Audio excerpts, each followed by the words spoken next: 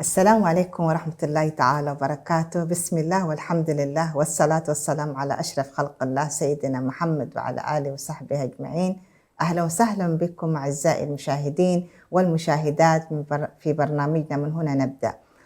إن شاء الله اليوم نكمل حديثنا في موضوع تأملات في التربية، والحلقة السابقة تناولت موضوع أولياء الأمور والهدف من التربية بشكل عام، ويمكن ناقشنا 3 أنواع من أولياء الأمور، ولكل نوع له يعني يمكن سلبياته، وختمناها بالنوع الأفضل والتوجه المنتج بالنسبة لأولياء الأمور. اليوم نكمل يمكن يعني نواصل حديثنا في موضوع ماذا نريد أو كيف نريد أن يكون سلوك أبنائنا.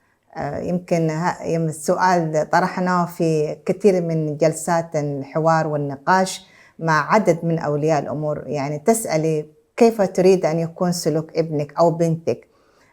معظم الإجابات كانت والله أبنائنا عايزينهم يكونوا صالحين، ونحن ندعو لهم في صلاتنا في سجودنا وركوعنا دائما أن الابن يكون ابن صالح. يعني حقيقة نحن ليس فقط الهدف أن يكون ابن صالح، لكن أن يكون مصلح. هنالك فرق، يعني أنه الصالح إذا كان هو فقط صالح لنفسه وهو فقط يعني عازل نفسه من العالم، ما حيكون هذا يعني ما حيكون ابن حقيقة له أثر في هذا المجتمع. وده اللي يخرج لنا أحيانا اللي هي الانعزال والانسحاب وعدم المشاركة في الأمر بالمعروف والنهي عن المنكر. لكن إذا كان هدفنا نحن نريد أن يكون أبنائنا صالحين ومصلحين، وهذا ينطبق على من قول الرسول عليه الصلاة والسلام في الحديث اللي هو من رأى منكم منكرا فليغيره بيده، فإن لم يستطع فبلسانه، فإن لم يستطع فبقلبه، وذلك أضعف الإيمان. ديننا كله يأمرنا أن نحن نكون المنفعة لابد تتعدى الفرد نفسه، تكون منفعة عامة للمجتمع وتكون منفعة تعود بالخير للجميع. وهذا المبدأ اللي نحن من خلاله نحن نريد أن يكون أبنائنا صالحين، أبنائنا مصلحين في مجتمعاتهم. وهذه هي اللي موضوع الصلاح الخاص والصلاح العام، لأنه إذا نحن انعزلنا أكيد يعني الابن هو في نفسه ممتاز وإنسان ما شاء الله في صلاته والتزاماته، لكن يكون عنده دور سلبي في اتجاه من حوله. وهذا النوع من الأبناء يكون أحيانا شخص انسحابي، حتى لو رأى شيء خطأ في المدرسة أو في الشارع أو في مكان ما حينكر المنكر. هذه واحدة من الطرق اللي هي الصحيحة اللي نحن نربى عليها، أو نريد أبنائنا يكونوا صالحين ومصلحين. نريد أبنائنا كذلك أن يكونوا أقوياء. المؤمن القوي خير وأحب إلى الله من المؤمن الضعيف. فالقوة في ماذا؟ هي القوة ليس يعني بالعضلات أو القوة البدنية، لا، القوة تعني هنا من ناحية تربويا القوة في الرأي، القوة في الاعتزاز بالنفس، القوة في أنه يعني أعبر عن ذاتي، أعبر عن احتياجاتي، أن يكون هذا الابن ما يكون إمعة. يعني ويمكن إحنا نلاحظ في المدارس كثير من الأبناء يعني يكون هو الابن في نموذج صالح، لكن ابن يكون شخصية ضعيفة. فيعني هذا الابن يعني لو رأى شيء أو طرحت عليه مشكلة في المدرسة ما يقول قول الحق يعني، وما حيكون صادق. فهذه القوة اللي هي قوة معنوية وقوة نفسية وقوة يعني جسدية وقوة اجتماعية، نريدها أن يكون سلوك أبنائنا بهذا المنطق، بهذا السلوك، إنه ابننا لو تعرض لأي مشكلة يستطيع أن يقول لا، أن يستطيع أن يدافع عن نفسه، يستطيع أن يستطيع أن يحمي نفسه. وكثير من المشاكل التربوية في المدارس نتيجة أحيانا التنمر يكون نتيجة لهذا الابن اللي تنمروا عليه، لأنه يكون هو في نفسه شخص ضعيف، يكون عنده عدم ثقة، فالشخص الثاني اللي تنمر هو أحيانا نتيجة اللي وجد بيئة خصبة، وجد ولذلك تلاحظ أنه حتى في أي مكان، حتى في الشارع العام، يكون هنالك أطفال ما شاء الله يعني شخصيتهم قوية، يستطيع أن حتى ولو يعني يدافع، حتى ولو يعني بالكلام بأي شيء، يعني يحاول يستعين بالآخرين، وهذا نوع من القوة. قوة أنك أنت لو حصل لك شيء تستطيع أن تسأل الآخرين وتطلب المساعدة، تشارك الآخرين، تكون شخص متعاون، شخص يعني يستطيع أن يواجه مشكلات الحياة. وهذه واحدة من أهم الأشياء اللي أنا يمكن لاحظتها خلال عملي كمرشدة تربوية، اللي مسألة اللي نحن كيف نقرص في أبنائنا وننشئهم على مواجهة تحديات الحياة والأزمات.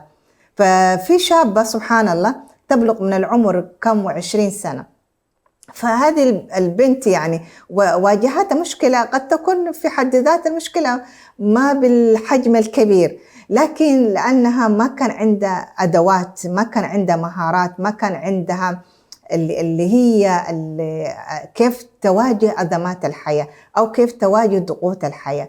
وهذه اللي نحن نريد من أبنائنا أن يستطيعوا لأنه الحياة فيها تقلبات كثيرة.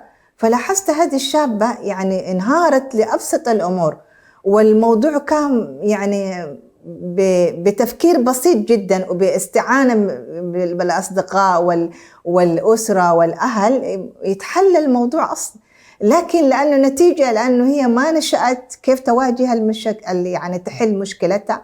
وما نريده أن يكون أبنائنا يستطيعوا حقيقة ما فقط يعني يحصل علامة امتياز ويكون درجاته كلها A ستار، وأنه يجيب فول مارك في يعني درجات كاملة في الرياضيات لا، لكن في حد نفسه لو واجهته مشكلة بسيطة ما يستطيع أن يحلها، وأنه ينهار. طيب كيف هذا الابن كيف حيؤسس أسرة؟ كيف حيتحمل مسؤولية الأبناء؟ ونحن زي ما ذكرنا نحن نربي أبناء ليس فقط لأنفسنا ولا لنفسهم، لكن امتداد يكونوا لأجيال وأجيال قادمة.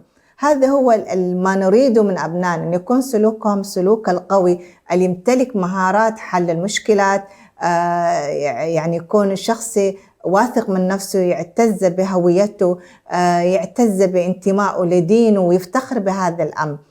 الشيء الآخر اللي هو ما نريده من أبنائنا، حقيقة إحنا نريد أن يكون أبنائنا يتمتع بصحة جيدة اللي هي الصحة الجسدية.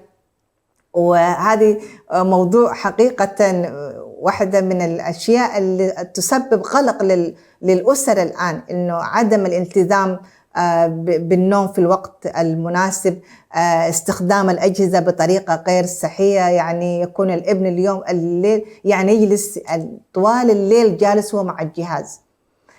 هذا بيأثر على الصحة العقلية والصحة الجسدية، ويأثر في كل شيء، حتى في الجانب النفسي. يعني كيف يكون حالة مزاج الإنسان إذا كان هو ليس يعني بحالة جيدة، ما ماخذ قسط كافي من النوم. وحتى الأكل، يعني تجد أنه أحيان كثير من الأبناء يعني يأكلوا هذه الوجبات السريعة، أو يعني حتى ما يجلس في مائدة الطعام مع الأسرة.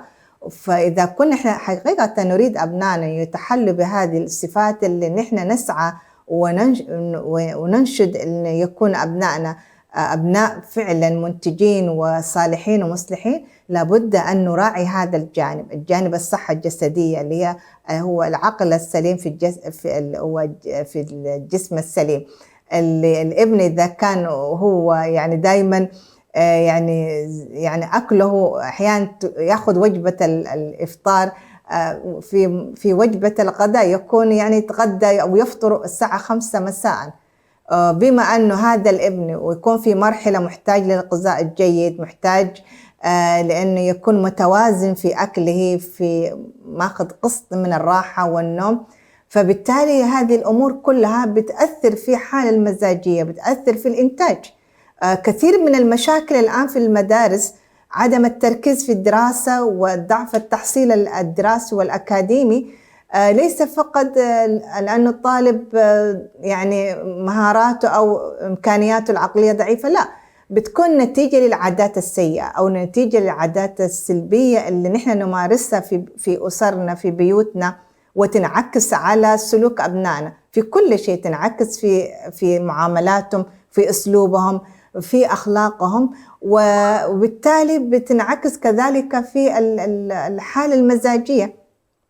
ما نريده من أبنائنا حقيقة ليس فقط هذه الأمور التي ذكرتها، لكن هنالك الكثير والكثير من الأشياء اللي فعلا يكون، حتى يكون هذا المنتج، هذا الابن يكون إنتاج صالح، يكون إنتاج نستطيع أن نفتخر فيه، نستطيع أن نجعله هو نموذج يقتدى به، يكون بهذه الصفات التي ذكرناها. والمجال لا يسع حتى نذكر الكثير منها، لكن حاولت أختصر في النقاط الأساسية والهامة جدا ما نريد، كيف نريد أن يكون سلوك أبنائنا. في ختام حلقتنا اليوم نحن الهدف الأساسي ما نريده من أبنائنا ليس الطاعة العمياء، ولكن نريد أن يكون أبنائنا أبناء يكون لهم رأي سديد، يكون لهم يعني مهارات لمواجهة تحديات الحياة. وهذا هو المؤمن القوي اللي نحن دائما نجعله هو نموذج في التربية. نسأل الله أن يصلح أبنائنا جميعا، وإلى أن نلقاكم في الحلقة القادمة بإذن تعالى. نستودعكم الله، والسلام عليكم ورحمة الله تعالى وبركاته.